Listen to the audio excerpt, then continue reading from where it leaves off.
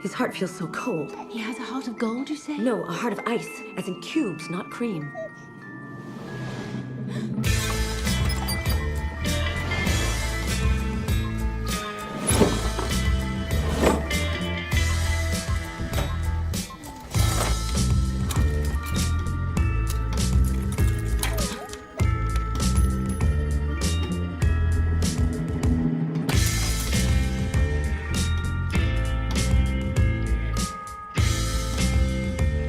This will do the trick.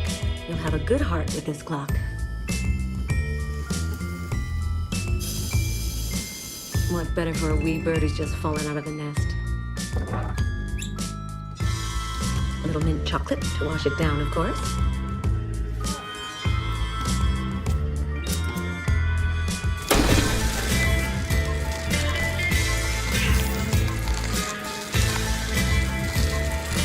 William, close the window, please.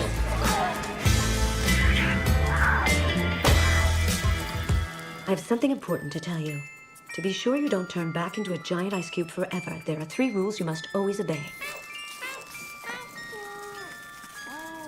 Firstly, never touch the hands of your heart. Rule number 2, keep your temper under control.